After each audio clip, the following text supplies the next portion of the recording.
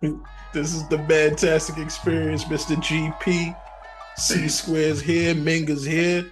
We're going straight to the professor. Kick some knowledge, professor. Yo, we got to talk as men.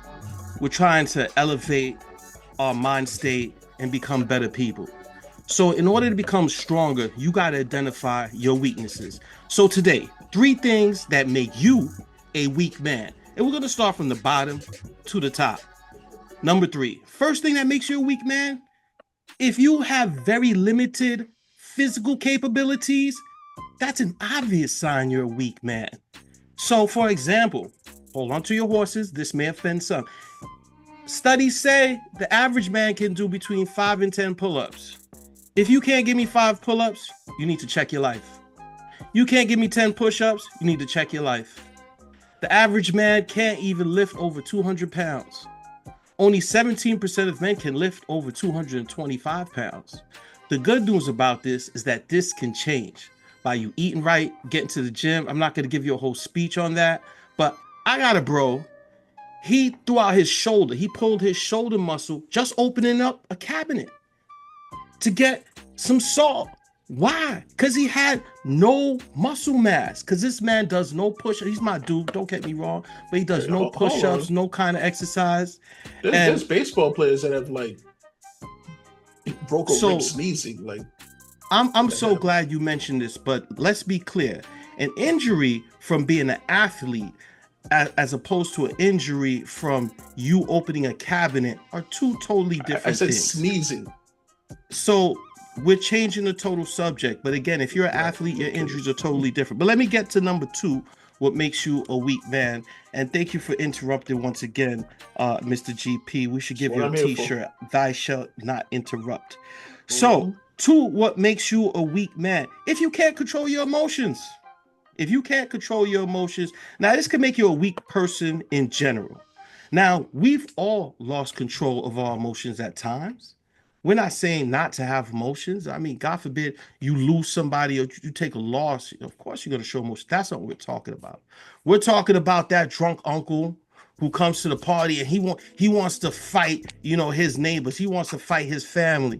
We're talking about, that baby mama that's bitter, that baby daddy that don't want to see his kids. This is what we're talking about. These people who just lose total control and they take their emotions out on their kids or their spouse. And the most extreme cases are, of course, cases of violence. So if you're miserable and hate your own life to the point where you're going to make other people miserable, this is an extreme loss of emotions. And I'll throw one more thing out there for the dudes. We got to remember that anger is also an emotion. Because when I was younger, I thought it was cool to get angry. I'm getting angry. This is what dudes do, lash out. But I had to fall back and realize that getting angry also clouds the thinking and doesn't allow you to make proper judgments. So we got to check ourselves on that. So that's all of us. But if you're constantly doing it, that can make you a weak person. Definitely weak man. Definitely a weak man.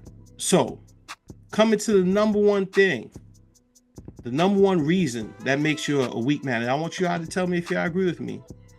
If you're a certified liar, if you are just a downright dirty certified liar, you are a weak man. Because as Scarface said, all I got in this world is my word, right? We ain't gonna go into details.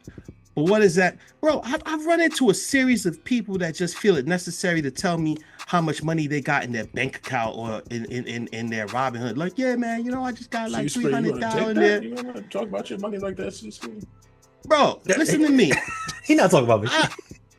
Where I come from, you tell somebody you even got a stack in your bank account, you might get tied up. I don't know. Maybe I got PTSD from that. So you ask me how much I got in my bank account. I'm like, well, you know what? Mine's actually at a negative. The way my bank account works, money just keeps going out. So if you ask me, that's where I'm coming with it. So number one.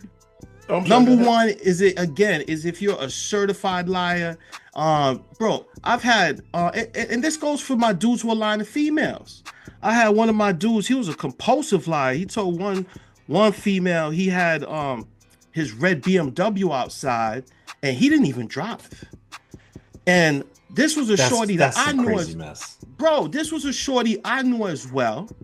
And then she hit me later like, yo, dude told me he had a red BMW right outside, and I didn't even bother to look because he never had a car. And I'm like, yeah, you gotta go physically touch it. Oh, If that's what you're she about. knew he didn't have a car.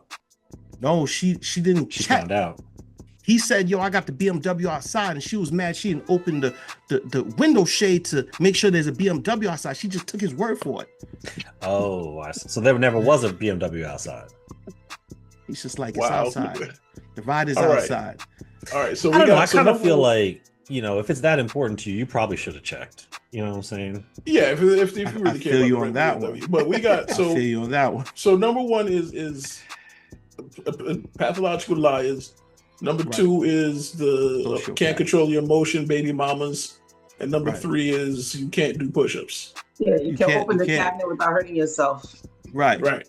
Okay. Limited So- physical strength. Look, I ain't gonna lie. I'm gonna take issue with just the priorities, bro. You're telling me these, in your view, are the top 3 Yeah. reasons that someone's a weak man. This leads to all madness and chaos. This is what I'm telling you. So I like the emotional one, the control. I think that's a real Hmm. one. But where does provision come out, man? I think that if you're a man, call yourself a man, and you don't even provide for yourself and or your family if you have one, then you're failing in a lot of different areas, and it probably all comes down to your inability to challenge what life is throwing your way and overcome it. What would you say to that, bro? So that's what number one covers. So if you are a compulsive liar, that means you're lying to your family, you're lying about your capabilities, you're lying about what you can provide. You're living in a fantasy world. If you're telling the truth, like they say, the truth shall set you free. So provision is going to naturally be a part of that, because that's going to be a discussion. Obviously, how are we paying the rent? How are we going to eat?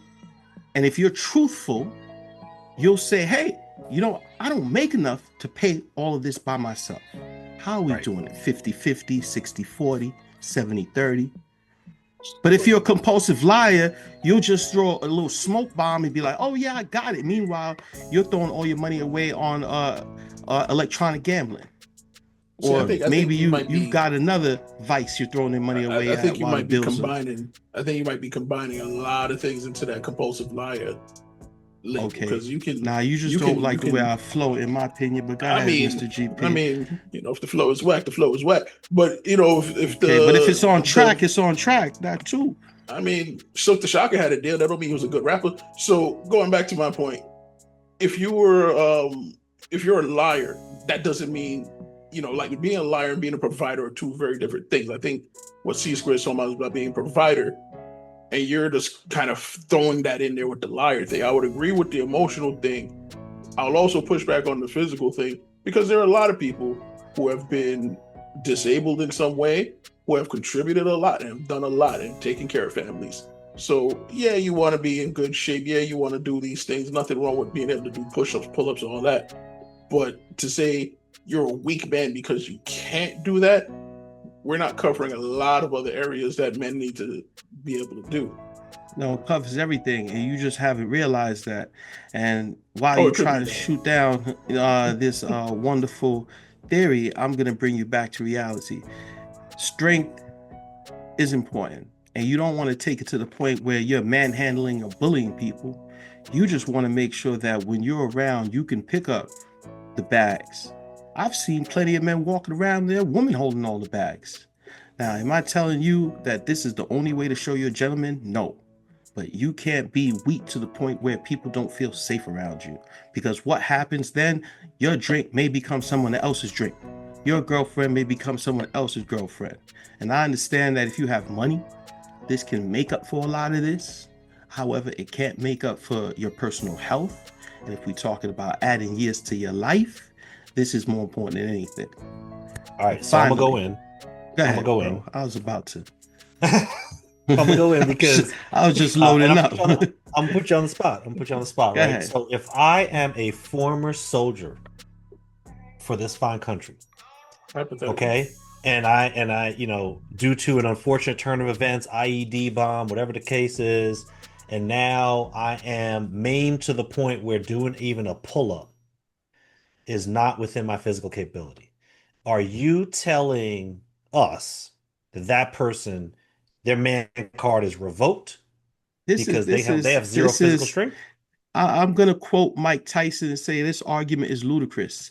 And the reason that is because we're talking about a hero. So when we're talking about a lack of strength, we're going to exclude athletes who may have been injured. You got injured on the field.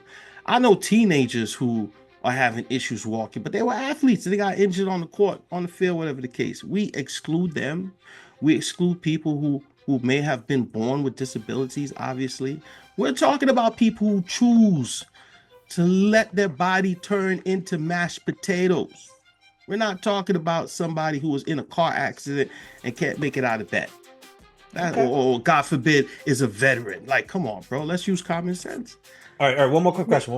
Minga, I'm going to pull you into this. Minga, if a man or a so-called man is unable to do pull-ups, push-ups, they're physically just not very appealing, but they have a yacht, they own properties in various states and countries, they literally telling you, listen, name whatever you want, Rolexes, Chanel bags, Louis Vuitton, whatever, I got you. Is that a man or is that not a man? That's a man. Okay, I'm just saying that's just one woman's opinion. Well, I'm going to agree with you because being a provider is important. I mean, being able to say, hey, babe, I got you. This matters. But we have to remember, this is not the position of, we're going to talk about close to 90% of the men in America.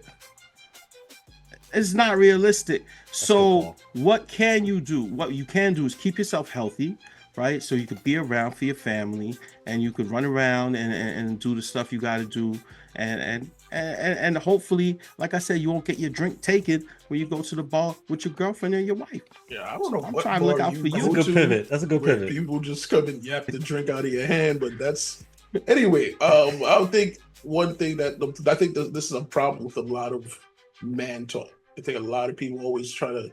Wait a minute. Did you just say there's a problem with man talk on the Mantastic Experience? Hold on a second. That's not what I said. Like, that's you using your Trumpian ears to get what you want to hear. Wow. What I said was this is the problem with a lot of man talk, is that we always go straight to the physical as far as strength.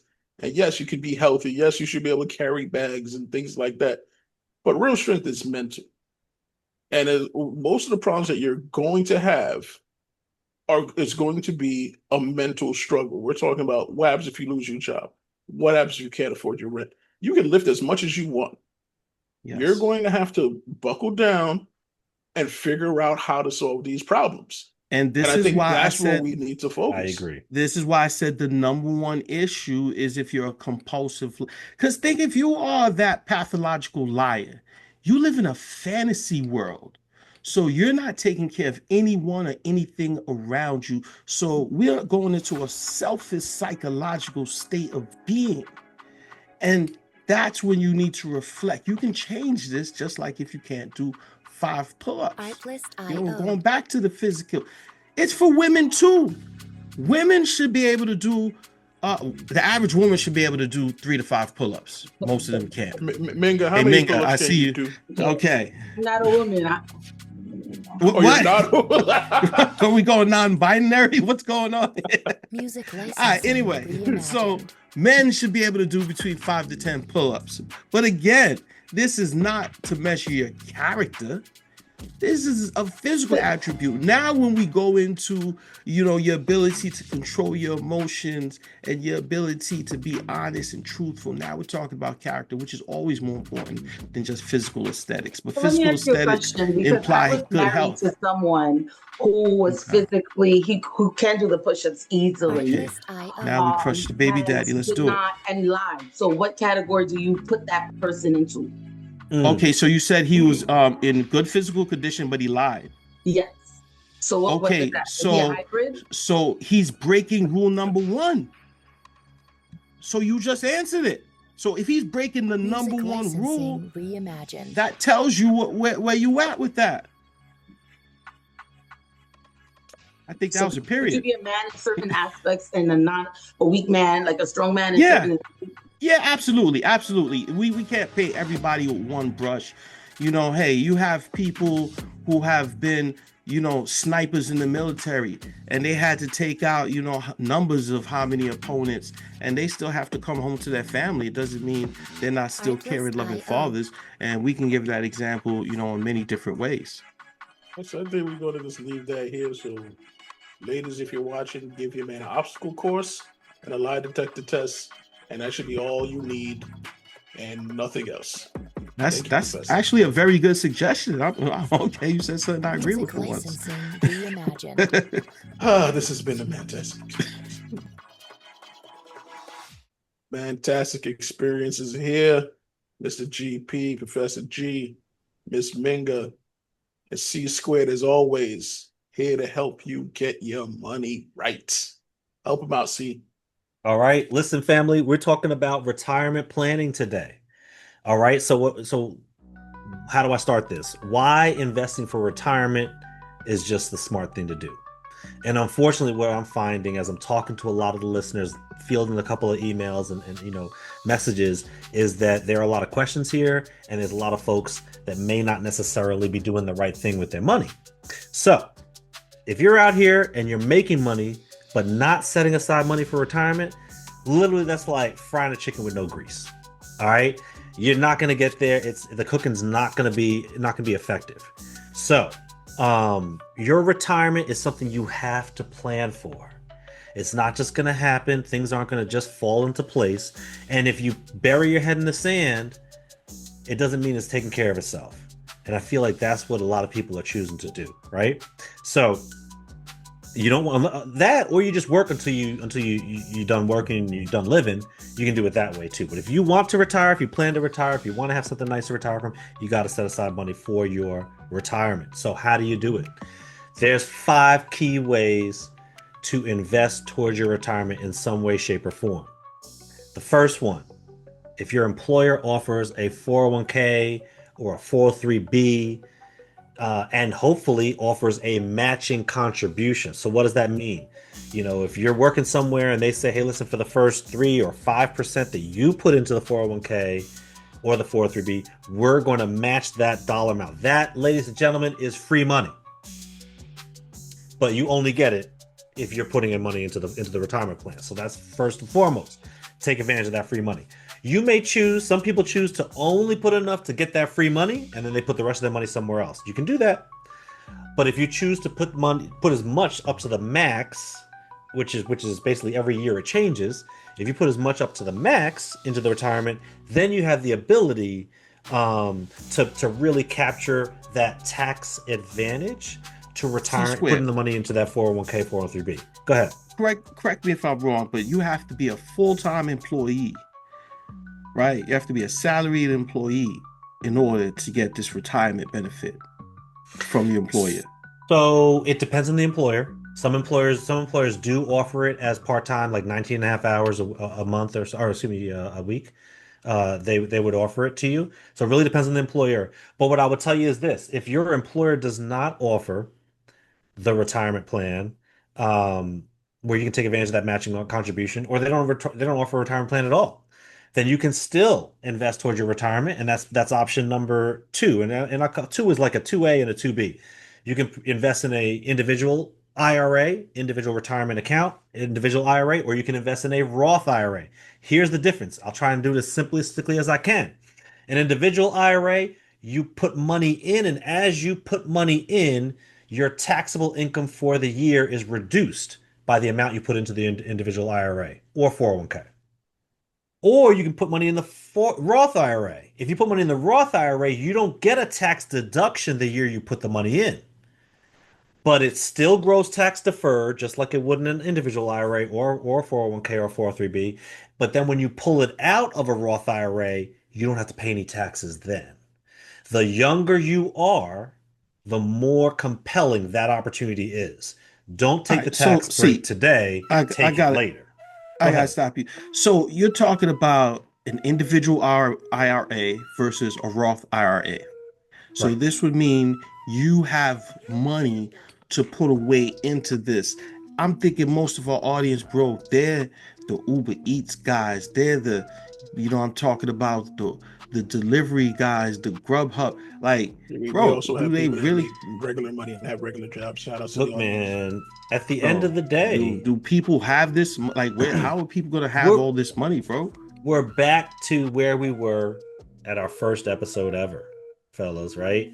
At Full the end circle. of the day, if you do not have the discipline to spend less than you make every week, month, and year, to be able to then invest toward your future retirement, invest towards your future, emergencies, invest towards your future side hustles and opportunities to really level up. If you're not choosing to say, hey, listen, I make X, but I'm going to spend X minus, then that gap in between what you make and what you spend, if there is no gap, you're never going to be able to retire without I'm saying any money. if we can't get to point 3 on the 5 points, how are Let's we go. supposed to be? How are we going to get to the Let's financials? go. Amen. Let's go. Okay. So Can't actually, get to traditional 0.3. IRA was 0.3, so I combined them to try and speed up some time because I saw Professor G was asking questions. So I was just trying to rush it. So we did 1, 2, and 3 so far. Number 4 is just a traditional investment account. A lot of times they call it a brokerage account. All right, there's no rules to how you do it. You can invest in your own little stocks. You can invest in mutual funds. You can invest in what's called exchange traded funds or ETFs for short. You can just kind of dabble. You can listen to what your buddies say. You can set up a crypto account. You can do that. The bottom line is that money that you do pay taxes every year on your earnings. It does not grow tax deferred. The first 3 options grow tax deferred. What does that mean? That means you don't pay any taxes until you pull the money out. Taxes on the growth.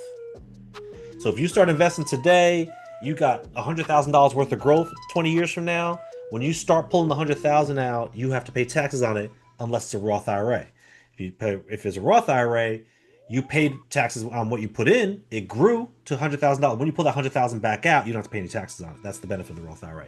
The 5th option is going to be, in general, what I would like to call passive income streams. That could be real estate that generates income. It could be a real estate investment trust, which is a type of investment that you can get income from. It could be a side hustle that you put some money into, and then it starts generating some income. Maybe your side hustle is, I don't know, making pillows with caricatures on it, right? And you selling them on Etsy. If that's your side hustle, that's your side hustle, and you take some money to invest into that side hustle.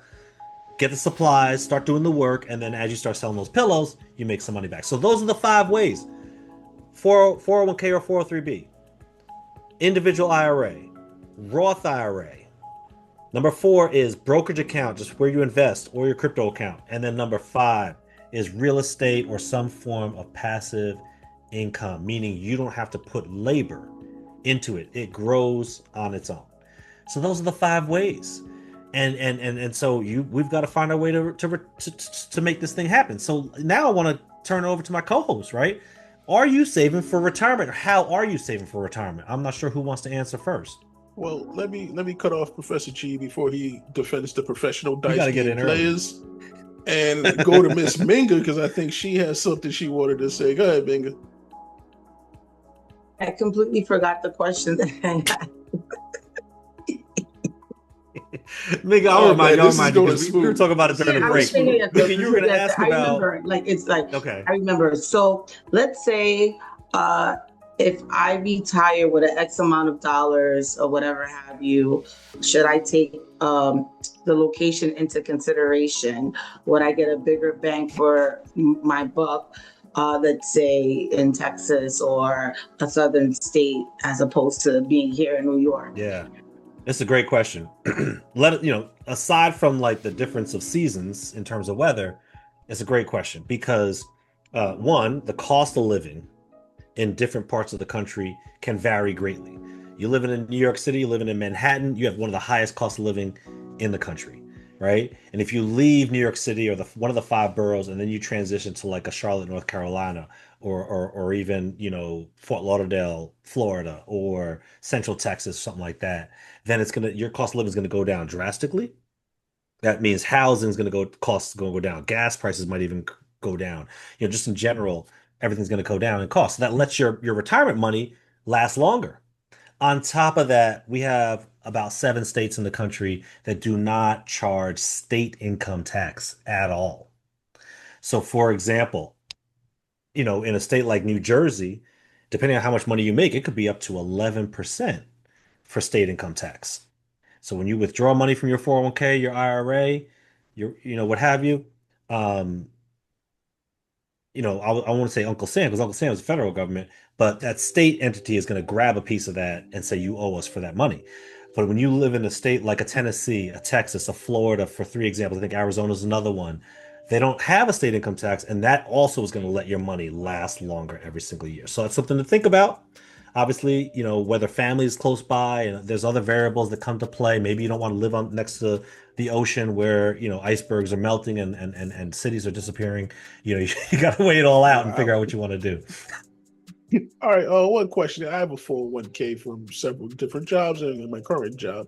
So some advice I got years ago was when you get a raise, you should take a part of that raise and put it to the 401k. So let's say you get like a 3% raise.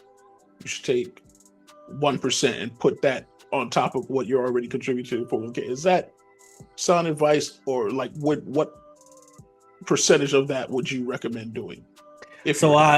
I love it. I love the advice. I think every year we should try to, if you're making more money, you should try to put more percentage wise in your retirement savings, whether it's a 401k, 403b, individual IRA, Roth IRA, whatever it is. That's a big deal. Let me throw in one quick note for those of you who may be in transition. Economically, we go through seasons where people get laid off and your income is going to drop in a particular calendar year. Maybe you're leaving the workforce, you're trying to start your own company, big sacrifice, so you're going to make a little bit less money in a particular calendar year. That's a great time to do what's called a Roth conversion. That means take money that was put aside as a 401k contribution or as an individual IRA contribution, and then what you do is you take a portion of it or all of it and convert it into a Roth IRA. And if you're young enough, meaning like call it definitely under 50, if you're under 45, definitely under 50, let's weigh it out. If you're over 50, it probably doesn't pay off as much because the advantage you're trying to get, you don't have as much time to really capture it. But just to make it simple, what you do is let's say it's $25,000. You pull the $25,000 out of the tax deferred instrument that you do have to pay tax on when you pull the money out, and then you push it into a Roth IRA. Once it goes in the Roth IRA, when it grows, you don't have to pay any tax on the growth. The benefit is you do that in a year where you're making less money. When you take that, let's hypothetical $25,000 hit that you have to pay taxes on, it's not as painful because you're not making as much money that particular year. So that's a way to do it. It's something to think about it. People who are making a lot of money, it's a great decision to do because it's an opportunity to just basically have that money grow tax deferred, and then to pull it out tax free. So that's a little bonus feature in there if you're making that kind of money, if you have that kind of transition in your life, and you can take advantage of that. I'll tell you where I am. I've always been a big believer in contributing at least 10%. I've got one of those tax deferred annuity plans. Mm-hmm. So, that brings down the amount of total taxes I pay over the year. So that's always a plus. But again, unlike you, Mr. C Square, and Mr. GP, who think that a bunch of ballers are watching the show, with big rope chains around their neck. I'm thinking more about the single moms like Miss Minga, who I think, Minga, how do you feel about this? Like, is this stuff C Square saying to you realistic as a single mom? The only thing I could say, I have a career that allows me to have a pension and that allows me to also put in 10% of what I get paid. If I didn't have that, I wouldn't really see this as, it wouldn't be a reality for single mothers to be, I don't know, it's hard. Life is hard right now for people. So I think everything, and I'm not trying to be, it's going to sound very insensitive what I'm about to say, especially after what you just shared, because it's a real deal. Mm-hmm. But everything's hard. You know what I'm saying? Like, choosing to eat whatever you want and end up with poor health is hard because that poor health's gonna kill you. But going to the gym 3, 4, 5 days a week and putting in an hour and a half at the gym, that's hard too. Choose your heart. In this situation, hey, listen, tightening up the belt straps, maybe getting rid of the apartment you live in and moving back in with mom or dad, or moving in with a roommate who's also a single mom, and we'll raise our kids together for 2, 3 years while we get our money right. That's hard. But you know what else is hard? Sitting by yourself in a house you can't afford or an apartment you can't afford, you know, and then not being able to put any money away for retirement, any money away for anything that's really important, emergency savings, everything's on credit card. That's hard too. We have to choose our hard. And I'm saying choose the hard that's going to pay the biggest dividends down the road. Bam. That's what I'm saying.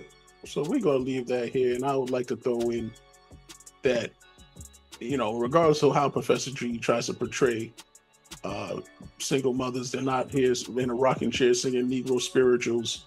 They're out there, they're working, they're making it happen. Same thing with our brothers. A lot of our brothers, they out here, they trying to make it happen. They need the advice the way they need the advice. So we're not going to focus on the professional dice gamers. We're not going to focus on the people that's selling the Air Gordons out of the trunk. We're going to focus on people that's trying to actually save some money. Mantastic Experience. Wait, no, you know, I'm gonna just come back real not quick the Mantastic because Sorry, the whole thing is now you could say that you're gonna focus on people who were given a good deck of cards, but in life there are people who are given a bad deck of cards, and they don't have the same level playing field. I just want to throw that out there, we and get that's that. the people I'm fighting for. When life gives you lemons, you With made your unsympathetic lemonade. self. Yeah, sell your lemonade. When life give you lemons, Lemonade. Mr. GP is like, here, take a lemon to the face. That's how he treats you. You deserve it. You don't work hard enough. Hey, listen. You know what? There's always excuses. Some of those excuses are pretty darn good. But at the end of the day, they are just excuses. We got to go out and make it happen. Facts. Make the money. Money don't make you. You know what someone Mantastic said? Experience. They said, not the Mantastic Experience. They said the deadline for all excuses was yesterday. Facts. Is this the Mantastic Experience, guys? Is it? Yes, Mantastic. This is the Mantastic Experience. All right. It is I, Mr. GP, joined as always by Professor G. We got C Square, the money man, and Miss Minga, our expert for everything female, social, and emotional. And we are starting off with a special guest. We are going to be talking to Mari. Mari's going to tell us what's happening out here in the streets as far as this dating, this love game for the young ones. Mari, tell me something about, tell the people about yourself. What's going on? Glad to be here. So yeah, my name is Maury. I'm a college student. I go to Purchase. I'm over break right now, but I do have my last year. The last 2 semesters, I'm almost up and out of there. 21, so you know, part of the club officially, finally. But right. Yeah, as of right now, you know, I'm kind of just enjoying my break, trying to chill, whatnot, just be productive here and there. You know, I take part in boxing, I do music on the side, learning how to DJ and stuff. So yeah, just just stuff here and there, just to be productive. So sounds like you got your hands full. So salute to you as almost graduating college and everything you do. Salute to you. So, but we want to talk about this. We've been doing a few segments where we try to figure out what's happening out here. How is this dating scene for this next generation and the generation coming up behind y'all? So tell us a little something about where you're at as far as dating and relationships. As far as this generation going, it's crazy. Like it's way different. I don't really mess with it too much. Like, I mean, I'm already in a relationship. Like, I'm cool. I got a girl already, so I'm chilling.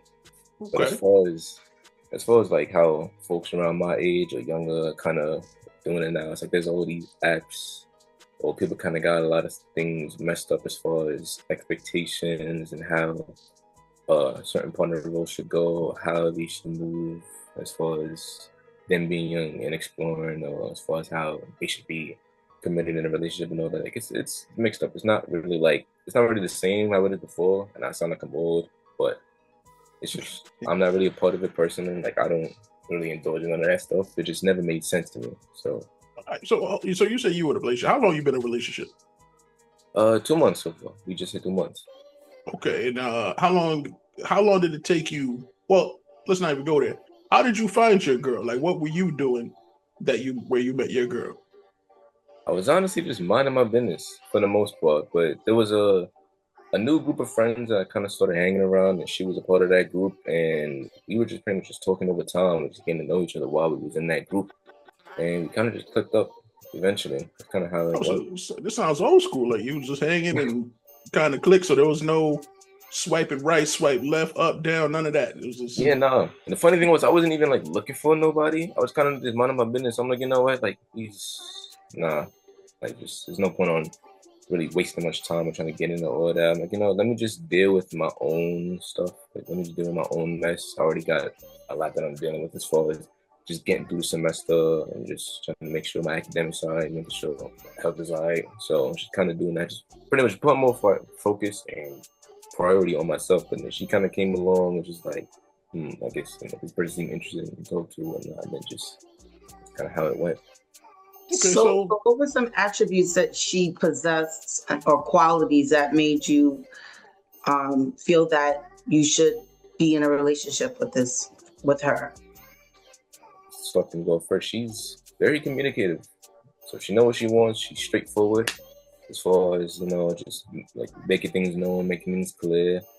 Like when she confessed like a couple weeks later, like I wasn't expecting it. I'm thinking, oh, okay. That kind of took me by surprise. I didn't think she would actually make that move, but just let me know, or just the way how I guess with her personal experience on how she went through her life and whatnot. That she's like she kind of knows how she has experience on like previous relationships and whatnot, how relationships that go and whatnot. So she doesn't have crazy expectations on how a guy's supposed to go. Like she's supportive. She's like she'll deal with her things on the side, but still make time to see me and to speak to me and to spend time, whatever. It's not a crazy thing like we always got to be clingy or codependent on each other. We're not like super reliant on each other's presence and everything. Like we still have a sense of like she has a head on her shoulders, if that makes sense. That's just to sum that all up.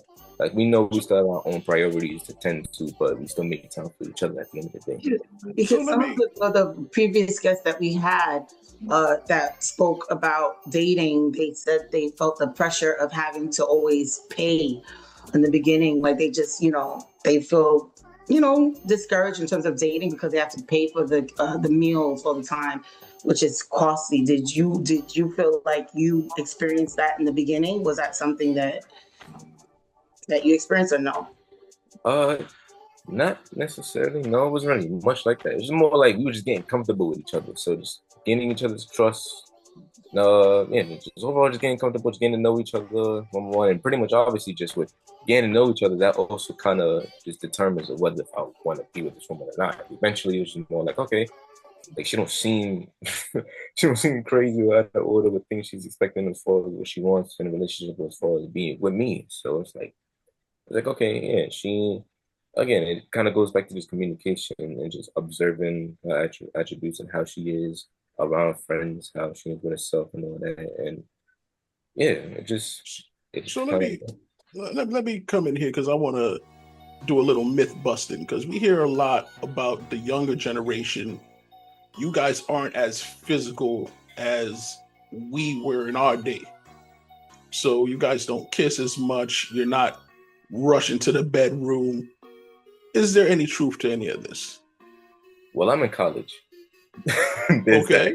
I'm in college. So it's a whole different story being on campus. You got parties here and there. You got people with different class grades, folks doing their own craziness or whatnot, indulging this, that, and the third, with all the substance abuses and whatnot, or what's it called? Hookup culture. I don't know if you heard of that. So I kind of hook up and explore and just go with whoever, talking about body counts, this, that, and the third. It's like, I'm talking about not really for body counts, but if you're in a relationship, like how soon are you getting physical in the relationship? Like how soon is it like, okay, that's my girl, we're sexually active, we're doing whatever in the bedroom? Like how long is that typically? I would say probably maybe like a matter of weeks or so. Because as far as online, it took a while until she felt comfortable and she was, she had that trust in order to actually feel ready to do something, just rush into the process like in a matter of days. So it definitely took some time as far as that. This might get a little personal, but is condom still a thing? Is that like a big thing? There was a big rush when we were kids. Like, is that something that's still prevalent? Oh, yeah, definitely. We can't, and with the parents that I have, they hammer that in for they're like, look, make sure you do, because a lot of these girls be crazy and all that. So I'm like, oh yeah, keep that in mind. And seeing it for myself of how like some of these families definitely. Okay. Definitely. So how similar are you with this person, and how different are you in terms of culture? I guess similar is as far as things like relationships, like it's being just traditional in a way. Just we get to know each other over time, and the more comfortable we get, and the more trust that we have, the more that the more we can be ourselves without necessarily having to be judged or feel offended or feel obligated to do this or whatnot. It's like, that's pretty much just all it is. Like, just getting to know each other and just let things take time, let things take its course. There's no need to rush. There's no need to jump to this and jump to that or feel the need having to do so just because that's just the social, that's just the social etiquette or whatnot. Like, we don't have to do all that. It's just nothing's a rush. What me is that there's so much, so much physicalities going around between men and women, and now it's just situationship. So it's so interesting to me that you're actually in a relationship. So how did that happen? Like you just said, can you be my girl? Is that what you asked? Yeah. Well, how did it become a relationship? Well, believe it or not, and it still surprises me to this day, she actually confessed to me first that she liked me. Again, she visited my dorm one night, and I was like, we were just talking for a bit, and then she she dropped the news, and I was just like, oh, like for real? And I didn't really believe it at first, because I'm like, relationships in the past, or at least what I dealt with personally, it's just, I don't really trust in that. It was like if a female was to make the first move or say something like that, I would kind of assume like it's a prank or like it's some sort of like trick it playing on me to try to get a rise out of me or something. So when she said it, it's like I didn't believe it at first, but just from body language alone and how I guess she spoke to her other friends about me and what I'm hearing from my own friends too, they're like, nah, she's serious. And like she's actually serious about this. So they heard it from her also, and she was taking the time to tell me after. And they know me. They know me. Like I'm skeptical when it comes to that. So to kind of hear it firsthand from her, and then to also kind of see that it's like, okay, it started to seem more and more of the truth, and eventually feelings on my side started to develop, and then we ended up making it official. Let me ask you this, Maury, if I'm hearing correctly. When you found out she liked you, is that when you started to like her? Nah, I did. I also like over time started developing feelings, but I wasn't too sure.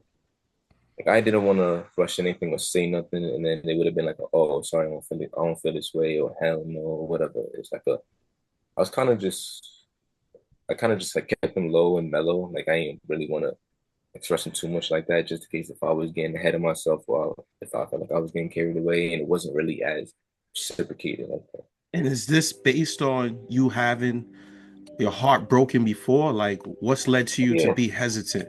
Okay, tell me about that. What happened, dog? I'll say back then, as far as previous relationships, it's kind of been just more like one-sided attachments for me. So it's like I've always caught feelings for this person, but it hasn't really been the same like that. Or that sound like C Square's department right there. Go ahead, bro.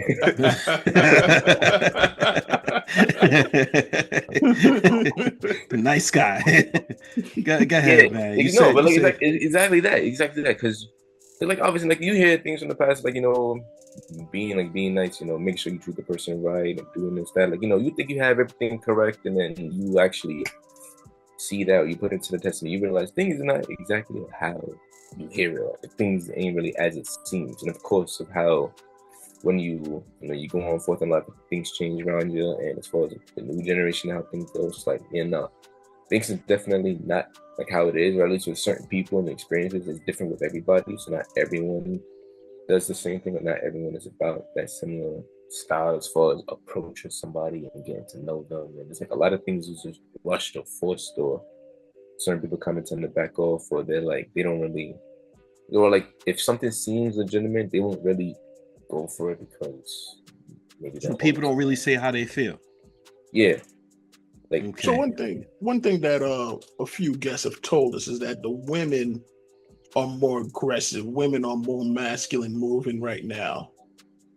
Would you agree with that? Is that something that you noticed while out there in the dating world? I'll say yes and no.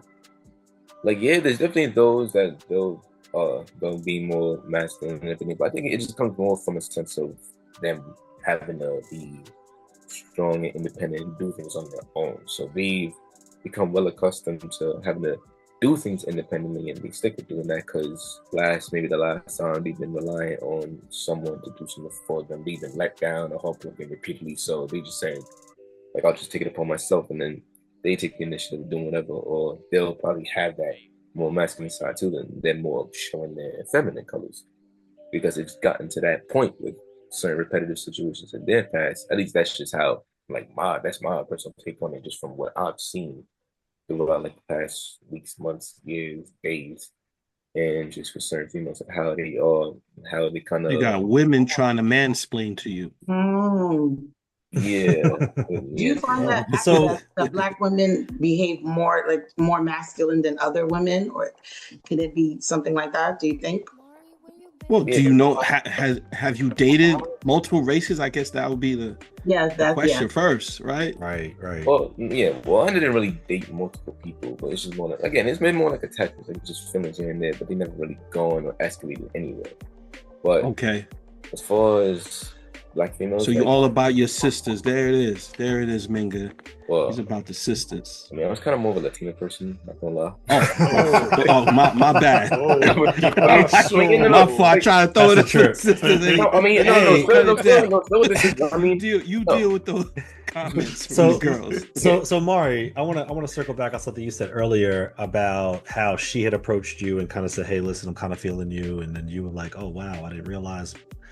So were you exclusive from the start with her, or were you kind of also talking to a few other women, and then at some point in time you became exclusive, and then vice versa? I want to hear what your perception of how she was, whether she was exclusive from the start, or at what point in time did you guys become exclusive on either side?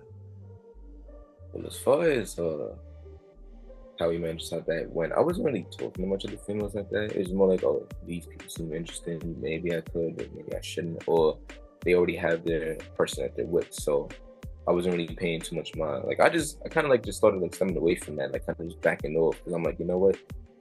A lot of this is irrelevant. It's a waste of time. There's no point right now. But it's more like once I joined that friend group, like I mentioned from before, and she was a part of that. It was more just like I just kind of gravitated to her more as far as individually. The way how I am when it gets to meet new people, especially a collective, I'll try to get to know people individually, so know how they are personally before eventually just jumping into being part of that new collective. Because I don't know how everybody's like, and I don't know if I'm gonna get along with everyone like that. So I'll try to just personally go around to a few people. So it kind of started with her first. There's like, it's just one time I was really in the mood of interacting with everyone, but she still kind of approached me and was just like, hey, everything all right? You want to go on the wall, talk somewhere? And I was like, so why not? And that's where it kind of started, just off of reaching out, just making that approach of wanting to talk to me, although I wasn't really trying to speak. See, what I like about what you did, that's what my father used to tell me, make sure you love the woman that loves you first. I mean, this is what he used to say. So what I want to know is if you were jumping in the tub, how many of these people in this friend group did you take a bath with? I think the crowd needs to know that. How did we escalate this quickly? What just happened here? That was very, very creatively phrased. Congrats, Mr. JP. I'm just wondering what just happened. Nah, we just messing around. So we going to end it here. Mari, we appreciate you coming on. This has been the Mantastic Experience.